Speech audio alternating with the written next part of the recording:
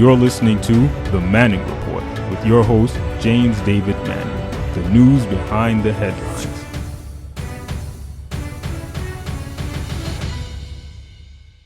Trump is advancing racism, and I want to give a different perspective on this.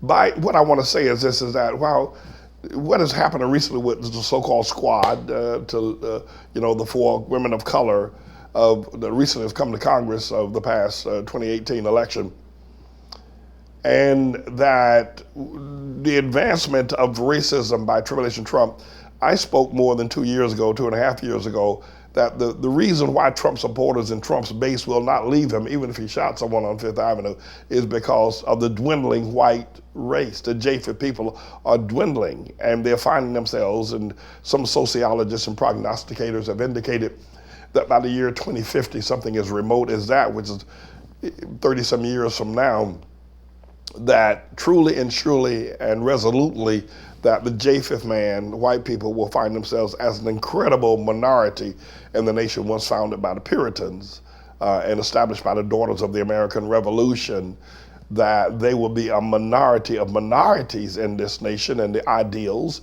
of where America will be at that period in time will be mainly ideals of the brown and black-skinned people, a hodgepodge of Islam, Christianity, Afrocentric ideologies, and a lot of liberalism as well, because liberalism in terms of conservative ideas based on a moral flat ground of the Bible, that if you look at where the social issues are, that conservative ideas were once thought to be aligned with the moral flat line of the Bible, that the morality of the Bible, the ethics of the Bible, the teachings of the Bible, the strength of the commands of God, the Old Testament, was all where we found the true value. Liberalism, on the other hand, scaled away from the idea of the Bible and its strict adherence to ethics and moral and social adherence, and moved into a different social idea, or socialism, which was remotely associated with the Bible, but certainly did not worship or nor adhere to it. So what is also happening within our structure now, as I have said more than 2.5 years ago, not only are white people or Japheth people, and there's no reversing this, so even racism is not going to stop it, in that they find themselves in a minority now. There's just no way to get around it. It isn't going to be reversed. And they are a dwindling group of people, and that the group of people that are rising in America as America's population continues to rise are people who are the Afrocentric or the Islamic or the brown and black-skinned cultured people that will then be the minority of the American society, and then they will have the ability to deal with all issues with political structure. Now we have within the Japheth society and combination of Japheth and Shemite elites, we have the very, very rich, which make up only 1% of the total of 100% of the American population.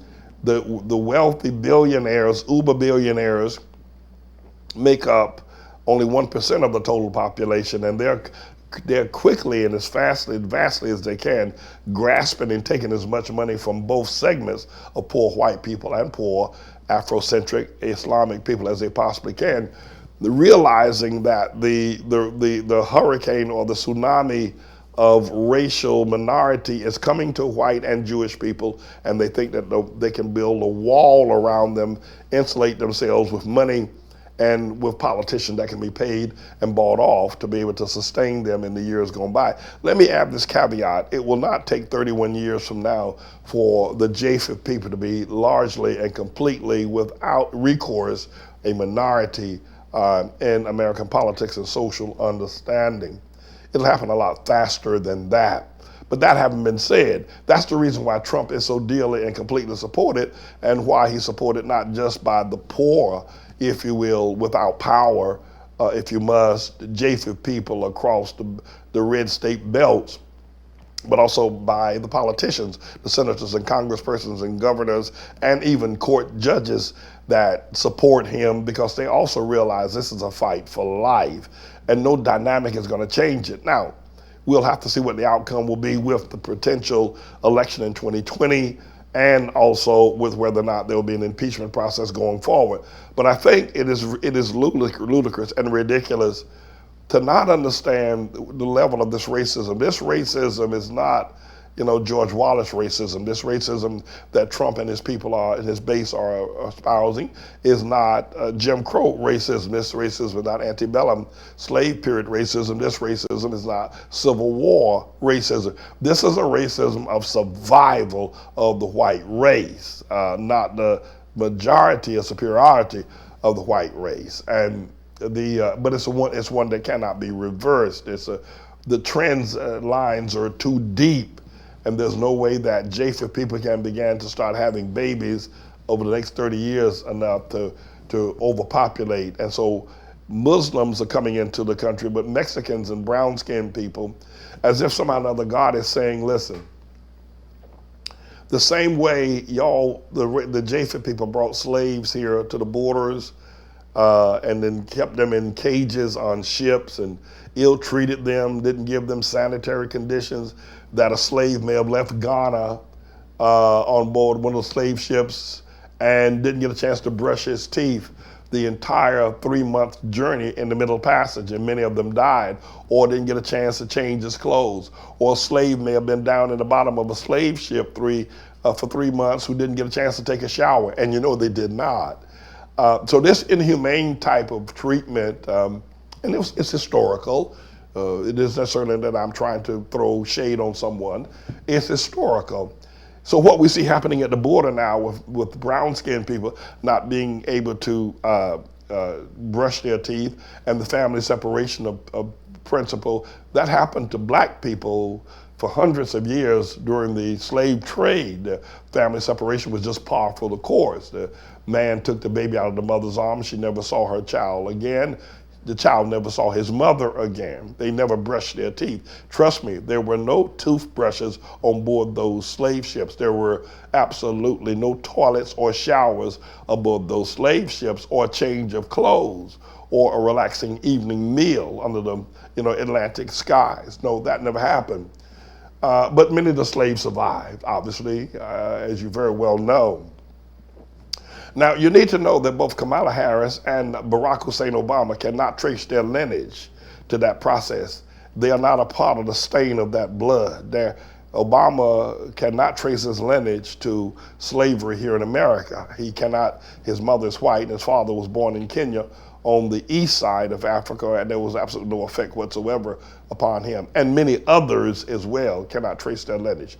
But what we see now happening with Tribulation Trump, and what we see happening in the border, is almost as if God is saying, I'm going to send a tidal wave of brown-skinned people to remind you of what happened 300 years ago, or what happened 400 years ago with the slave trade in America. These are coming now seeking asylum, where others were brought in terms of not indentured servitude, but as absolute slaves, as if God has had this sense of justice, as the arc of justice is long, but the moral arc of the universe is bent towards justice. If I can quote the 15th century Catholic bishop who made such a great statement regarding the power of justice and the power of injustice, that wrong is on the throne and truth is on the scaffold.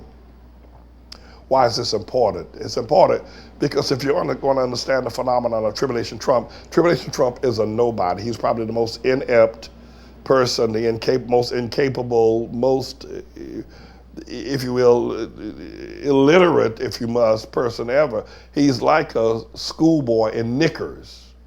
He's a bully. That's all he is. He's not an orator.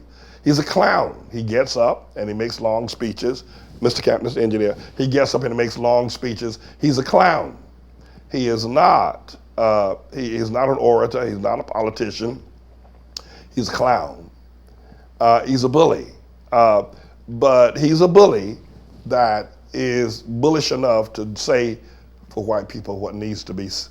But it's not going to save them.